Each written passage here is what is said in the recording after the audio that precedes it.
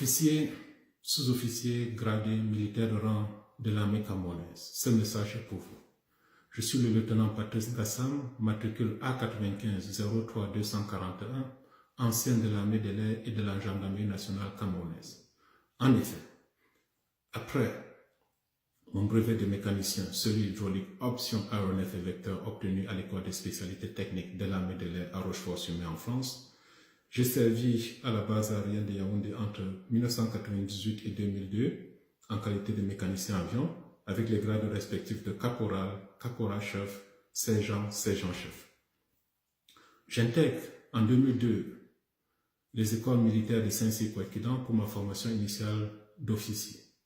J'obtiens mon diplôme de chef de section d'infanterie et je choisis la gendarmerie comme arme. C'est donc ainsi que je me retrouvais à l'école des officiers de la gendarmerie nationale à Melun, dans la banlieue parisienne en France, puis être formé comme officier de gendarmerie spécialisé en sécurité routière.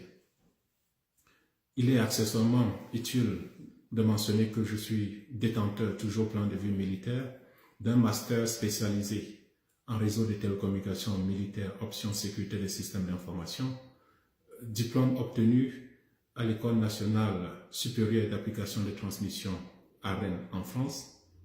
C'est donc à cette qualité que je m'adresse à vous ce jour. Vous avez su contenir de manière héroïque la menace terroriste venant du Nord Cameroun. Vous avez fait face à Boko Haram avec professionnalisme et patriotisme jamais égalé dans l'histoire militaire camerounaise. Honneur vous est rendu. Mais que constate-t-on depuis 2016? Votre sens du devoir est mis à rude épreuve du fait des pressions politiques et des libertés toujours croissantes que certains d'entre vous prennent vis-à-vis de l'éthique militaire. Chose qui discrédite pas seulement les auteurs, mais surtout avant tout le sens de votre engagement. Qui ne se rappelle pas de ces images humiliantes de ces jeunes filles, ces jeunes étudiants, dirais-je, de l'université de Boya, traînés dans la boue. Et quelle boue? La boue fécale, par certains d'entre vous. Qui n'a pas en mémoire ces images troublantes de cette dame, bébé au dos, accompagnée de sa jeune fillette d'à peine 6 ans, tous fusillés par certains éléments d'entre vous. De manière quotidienne, nous voyons des images de meurtres en masse des populations du nord-ouest et du sud-ouest au nom d'une prétendue guerre contre le terrorisme. Au vu des succès que vous avez engagés dans la guerre contre le terrorisme, avec l'adhésion massive de toutes les populations, pas seulement les populations locales, mais dans le monde entier,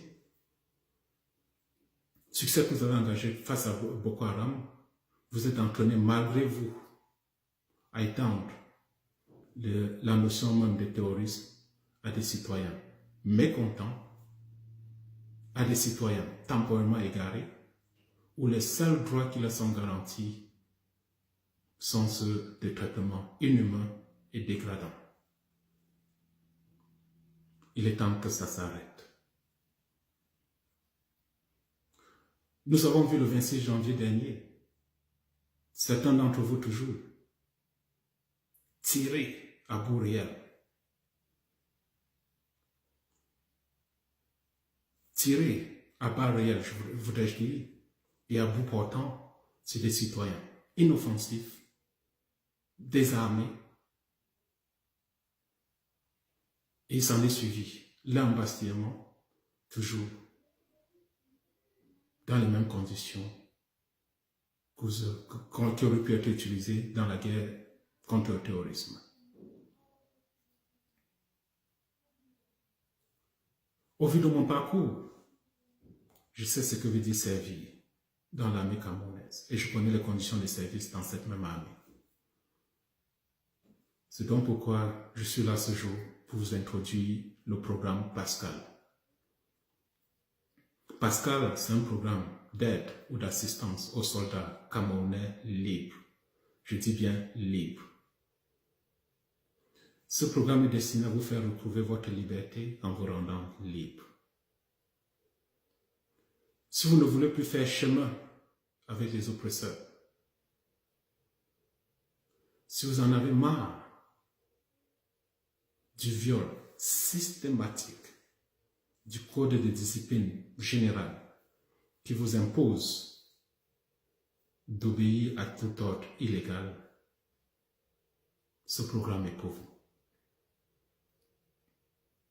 Ce programme vous aidera à quitter votre unité, votre lieu d'affectation, votre corps, à vous établir dans le pays de votre choix. Nous vous aiderons dans ce processus, à vous établir dans le pays de votre choix et d'y mener une vie régulière et surtout celle d'hommes libres. Le seul critère d'admissibilité à ce programme, c'est le désir de liberté. Si tel est votre cas, prenez attache avec moi pour conduite à tenir. Je vous remercie pour votre attention.